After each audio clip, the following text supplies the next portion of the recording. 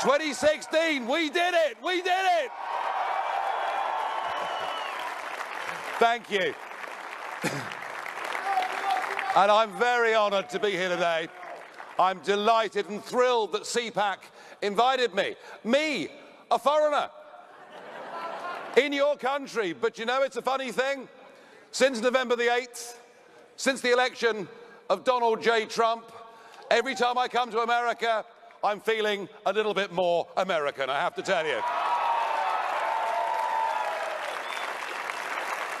When, in years to come, the generations that follow us study the history of this period, there is one year that will stand out.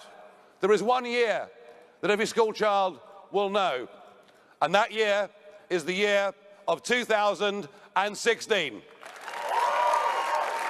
Because in 2016 we witnessed the beginning of a global political revolution, and it's one that is not going to stop. It's one that is going to roll out across the rest of the free world. I had been fighting against Britain's membership of the European Union for 25 years. 25 years. And if you've endured abuse, if you've been called deplorable, you've only had a few months of being abused. I've had 20 years of it. But you know what? None of it mattered. I always believed that we should govern our own country. I always believed we should be free to reach out and make our own deals with our real friends in the world. And it's funny, our real friends in the world speak English, have common law, and stand by us in times of crisis. So I battled away for all those years. I thought I might become the patron saint of lost causes. And then the referendum came along, and we were told by vast sections of the media that we couldn't do it. We were told by many of the pollsters we couldn't do it. We were told by many of the commentators. Any of this ring familiar with you guys? We were told by the commentators that we couldn't do it, and they lined up all the big businesses, all the big banks, all the big politics, not just from Britain, but from across the world. Do you know we even had a visit from the 44th President of the United States of America? I will, to my dying day, be grateful that President Obama came to my country, intervened in the referendum, and told the United Kingdom's people, told America's greatest friend and ally in the world, and told us that if we voted to get our independence, we would go to the back of the line. And the British people were so disgusted by Obama treating us like this that it put us up 2% in the polls.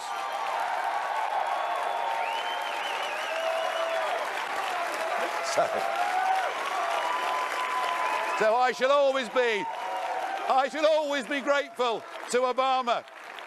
So the great day came, 23rd of June, 2016, and by 3 o'clock in the morning, it was clear that after a period of just after 4 decades in which our politically corrupt rulers had given away our independence, our democracy, our sovereignty, the ability to make our own laws, the ability to choose our own friends, the ability to make the right trade deals with the right countries. Oh, and they'd also given away control of our borders. And by 3 o'clock in the morning of June the 24th, it was clear the nightmare had come to an end. We had voted to get our country back.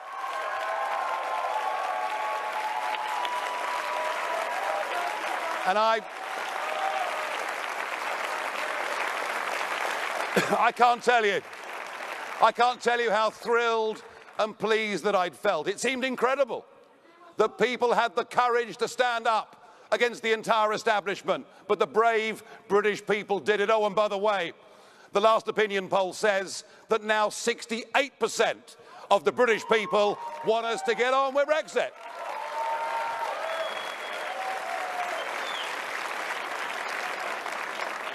And then a funny thing happened.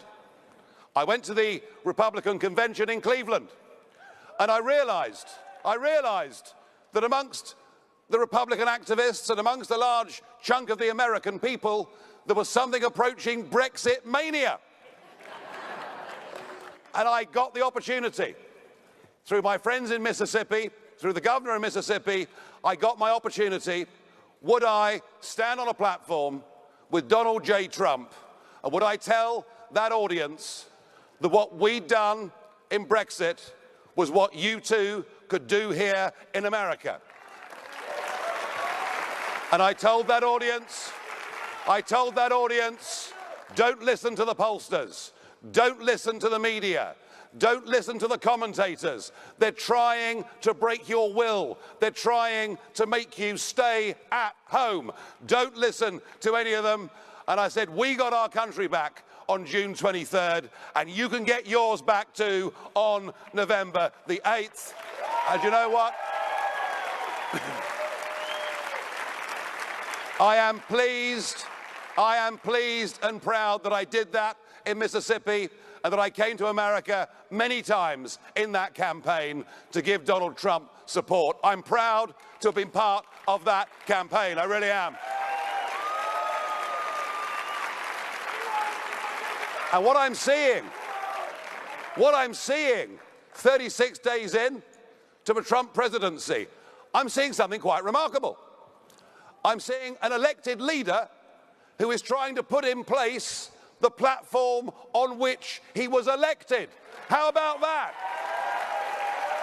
Because we've had years, haven't we, of people making promises, getting into power, and not even attempting to put into place the things upon which they've been elected. And I believe that Trump, who is determined, and we saw him this morning, didn't we? And wasn't he just superb?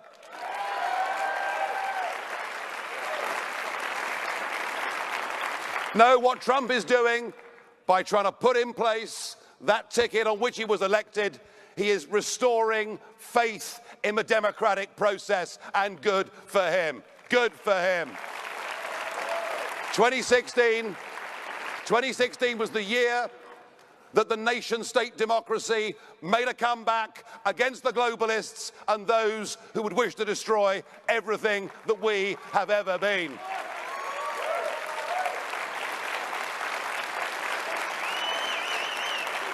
But of course, Trump, amazing personality that he is, could not have done it on his own.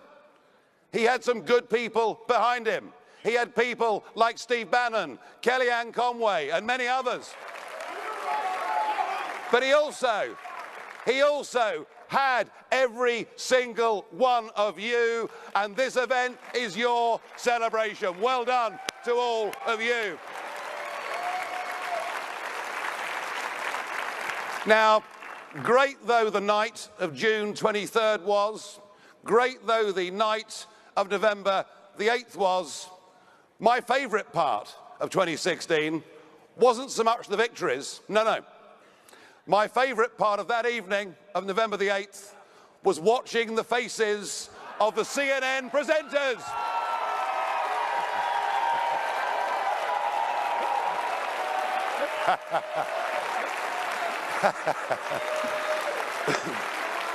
And you know what?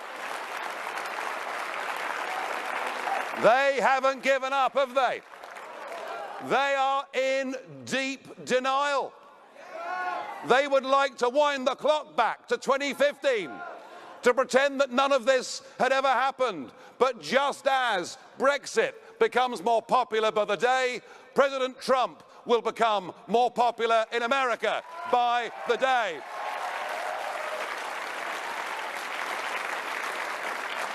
No, they won't give up, and some of their biggest cheerleaders, I'm thinking of Tony Blair in particular. Oh, wow. So he's popular here too, is he? Fine, good. I think of people like Tony Blair, who says that 2016 was just a blip. 2016 was an aberration. 2016 was just an outpouring of anger from very poorly educated, stupid, virtually unwashed people. That's what Blair thinks. But Tony Blair is wrong. He's wrong because what happened in 2016 is not the end of this great global revolution. What happened in 2016 is the beginning of a great global revolution.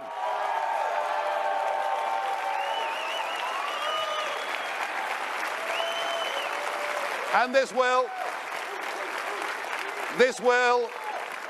roll out across the rest of the West. We've got some very exciting elections coming up in the Netherlands, in France, in Germany, possibly even in Italy. And believe me, I don't yet know whether the results in 2017 will be as dramatic as the results in 2016. But what I do know is that even if the challengers don't get over the line in this year, what they will do is shift the centre of gravity of the entire debate. Because what is happening across Europe is people are rejecting this form of supranational government. They're rejecting the idea of being governed by a bunch of unelected old men in Brussels.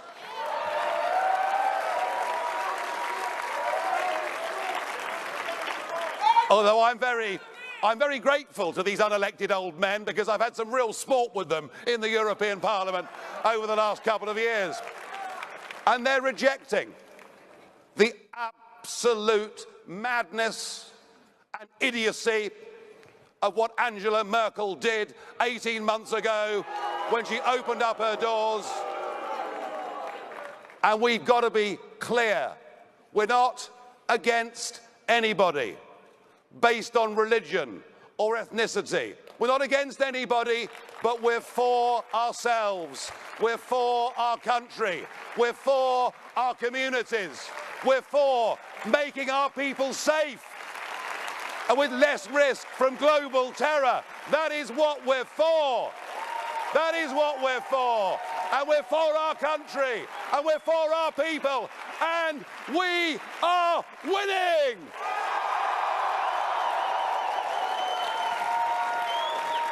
Thank you. Thank you.